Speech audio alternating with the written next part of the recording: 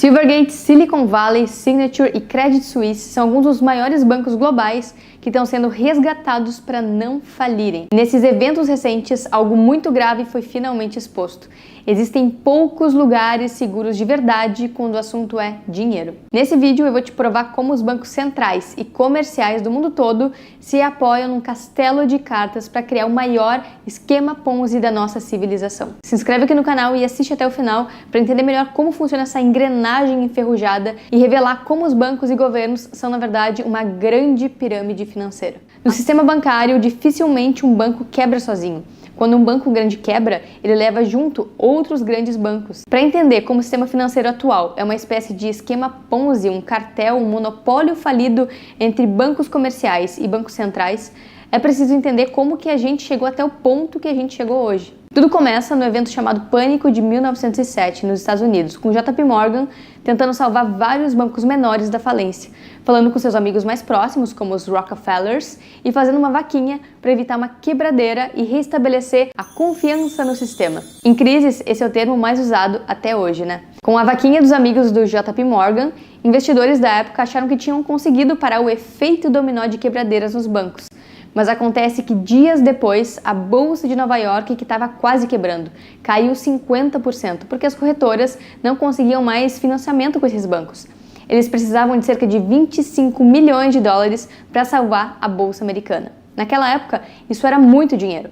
O primeiro ponto aqui é perceber como o resgate dos bancos pelo JP Morgan só jogou a batata quente para outro setor, para a Bolsa, e ela que absorveu o impacto da insegurança econômica que pairava na época e começaram a vender ações americanas desses bancos. Então, para salvar o crash da Bolsa, o JP Morgan de novo falou com seus conhecidos e conseguiu arrecadar os 25 milhões e salvou a Bolsa de Nova York. A conclusão que o JP Morgan e os banqueiros da época tiraram desse evento foi a seguinte: precisamos de mais apoio, de um banco central, um financiador de último recurso, a lender of last resort, alguém que seja capaz de fornecer quantidades ilimitadas de liquidez, de dinheiro, em situações de emergência. Ou seja, os bancos fazem operações arriscadas, se dão mal e ainda querem alguém que salve eles, e isso há mais de um século atrás. E foi basicamente isso que acabou acontecendo. Os banqueiros da época se reuniram com o governo e em 1913 aprovaram a lei do Federal Reserve e criaram o Fed, o Banco Central Americano.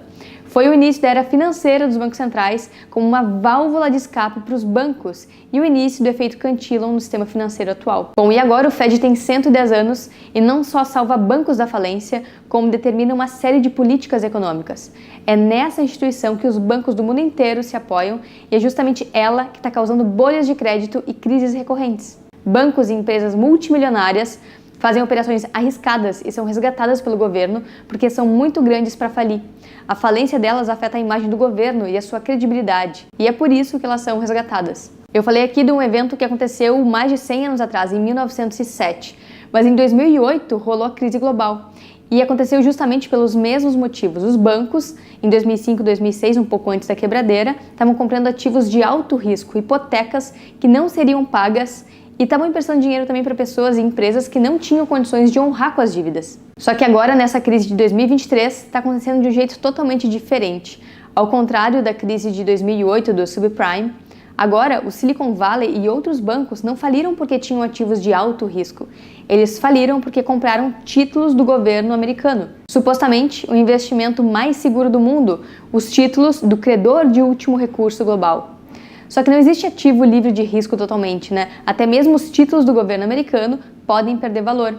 E foi essa volatilidade implícita da renda fixa americana que quebrou diversos bancos por lá. Isso aconteceu porque os títulos governamentais desvalorizaram quando as taxas de juros aumentaram. É a famosa marcação ao mercado que torna os títulos públicos voláteis antes do prazo de vencimento. Se a gente voltar para 2020 e 2021, as taxas de juros de um título de 10 anos nos Estados Unidos eram de 0,08%. Só que para conter a inflação por toda a impressão de dinheiro de 2020 e 2021, quando o Fed aumentou em 50% a quantidade de dinheiro circulante, ele começou a subir as taxas no final de 2022. O governo americano emitiu novos títulos com rentabilidade de 5%, muito acima do 0,08% do ano anterior. Isso quer dizer que quem quisesse vender aquele título com rentabilidade de 0,08% não ia encontrar ninguém para comprar, porque o título agora está pagando muito mais, está pagando 5% ao ano, muito acima do 0,08% do passado. Seria um péssimo negócio. A única maneira de conseguir vender é dando um grande desconto.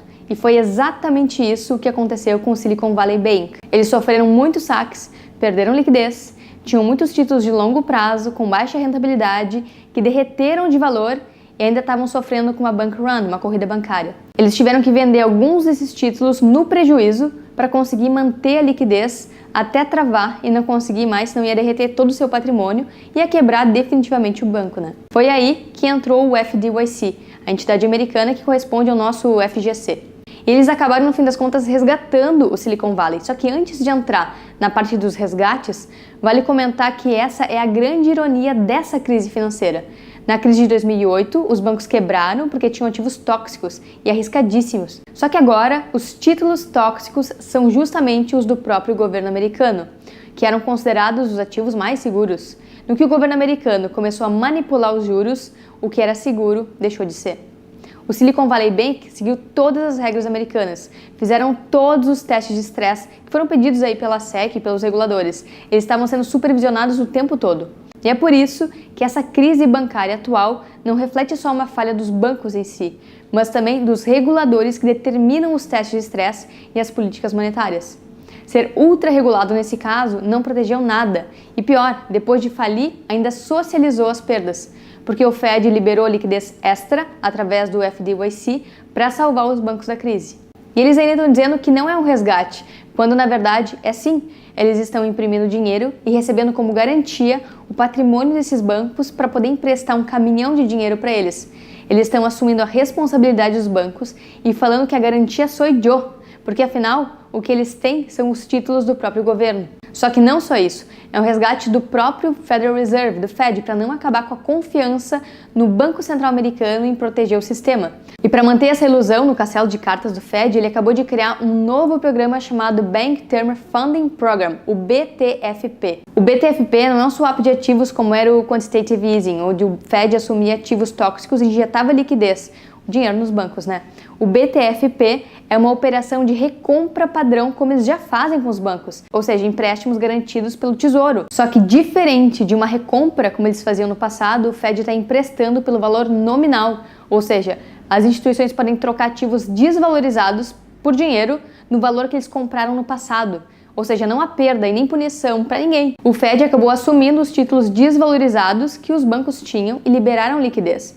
É dinheiro do nada, assim como era o QE, né? Só que com uma nova narrativa sendo criada. E a gente observa isso nesse gráfico que mostra como o balanço do Banco Central Americano cresceu 300 bilhões de dólares nesses resgates recentes. Então tá ficando mais claro para as pessoas que o depósito num banco é um empréstimo sem garantias para uma empresa alavancada em títulos que estão derretendo de valor. O fundo que deveria ter garantias, o FDIC, tem só 128 bilhões de dólares. E o total de depósitos em bancos comerciais é de 17 trilhões. Então, caso os americanos acordem e resolvam sacar esse dinheiro dos bancos, os títulos e a economia americana eles podem derreter em semanas, porque eles não vão ter 17 trilhões de dólares para deixar as pessoas sacarem. Quando o Fed ele assume os títulos que derreteram e que estavam na mão dos bancos, eles acabaram tirando o risco da equação. Eles acabaram tirando o risco dos bancos e assumindo que a culpa foi deles. E isso é implodir com a coisa mais valiosa no sistema Fiat, a confiança no sistema. Lembra do JP Morgan? Que ele queria restaurar a confiança? Por isso que a Janet Yellen, a secretária do Tesouro, não para de falar que a economia americana está forte e que vai dar todo o apoio para os bancos. É para manter a ilusão de Wall Street e dos Faria Limers também. Afinal, quem vai resgatar o Fed se ele quebrar? E quando acaba a credibilidade dos bancos centrais, qual é a próxima entidade econômica a ser descredibilizada se toda a economia é imprevisível? A moeda, e nesse caso, o dólar. O dólar, na verdade, é um passivo do Banco Central. Quando o Fed imprime dinheiro, eles estão repassando todo o risco financeiro para os seus credores, ou seja, quem usa o dólar. Isso quer dizer que toda a população assume o risco pelas decisões do Banco Central. Cada homem, cada mulher, cada criança, cada pessoa que usa a moeda é impactada. E o mundo inteiro usa o dólar. Ele é usado nos contratos internacionais, nos contratos de petróleo e outras commodities também. No fim das contas, o governo americano acaba exportando para fora dos Estados Unidos toda a sua inflação e seus problemas via sua própria moeda, porque o mundo inteiro assume o risco do Fed. Tudo isso sem perguntar nada para quem usa a moeda, e nem para os americanos. Não teve voto, não teve plebiscito, nada, tudo numa canetada do dia para a noite. Isso só mostra como, para as coisas mais importantes, a população não importa. Não tem como escolher o presidente do Banco Central, por exemplo. Eles inventaram a autoridade para dar a si mesmos o poder de criar valor e emprestar para quem eles acham que merece. The banks have accounts with the Fed, much the same way that you have an account in a commercial bank. So to lend to a bank, we simply use the computer to mark up the size of the account that they have with the Fed. So it's much more akin, although not exactly the same, but it's much more akin to printing money than it is to borrowing. You've been printing money. Well, effectively, and we need to do that because our economy is very weak. Com a subida das taxas de juros, os bancos estão sentados em 629 bilhões de dólares em perdas não realizadas. O fundo do seguro do FDIC, o FGC americano, ele está sentado também em enormes perdas não realizadas. O Federal Reserve tem 300 bilhões em perdas não realizadas na sua carteira de títulos. Por isso, o Banco Central dos Estados Unidos está completamente insolvente. E nesse sentido, o sistema financeiro não é nada diferente de um esquema de pirâmide convencional, só que na versão secular. Uma pirâmide financeira beneficia os criadores através de um sistema ou de um produto que promete garantias financeiras e não se sustenta no longo prazo e tende a colapsar, roubando o dinheiro dos últimos participantes, enquanto enriquece os mais antigos. O sistema financeiro é igual, é centralizado nos governos e bancos centrais, e os bancos que estão mais próximos se beneficiam da impressão de dinheiro e são resgatados antes do esquema colapsar. Eles prometem garantias financeiras e bélicas para quem usar o dólar, e os últimos a participar, as gerações mais jovens, empobrecem mais rápido pela degeneração do sistema apoiado em dívidas impagáveis. Roubam do futuro para manter a ilusão do presente. E a impressão de dinheiro deve continuar a crescer exponencialmente para atender o crescimento da dívida, até o dia em que tudo entra em colapso sobre o próprio peso do sistema. Então, se os Estados Unidos pagarem a dívida trilionária, eles quebram, e se continuarem imprimindo dinheiro, eles quebram igual, só que via hiperinflação. É um esquema Ponzi que rouba o valor via impressora e só muda a narrativa para manter a ilusão, igualzinho pirâmides fazem.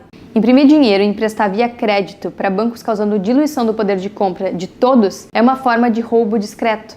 A maioria das pessoas não entende como essa engrenagem funciona. Criaram a maior pirâmide financeira do mundo.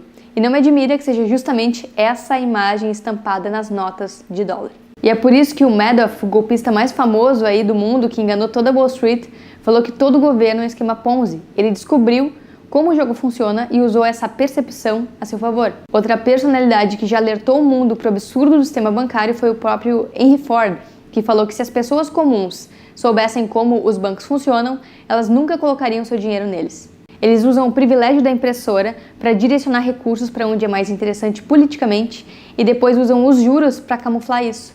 A boa notícia é que existe um bote salva-vidas para esse Titanic que já bateu no iceberg, o Bitcoin. Afinal, quando o sistema financeiro inteiro é o problema, o melhor a fazer é sair do sistema, é usar outro. E Bitcoin é o único sistema financeiro independente de governos e bancos centrais. Bitcoin não tem nenhuma entidade central controlando, não tem como diluir o dinheiro dos participantes via inflação monetária e não promete nenhum tipo de garantia.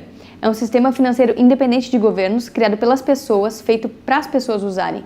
Ele está ganhando valor com a adoção e não com as garantias e instituições que deveriam ser seguras, mas que acabam se mostrando totalmente corruptas.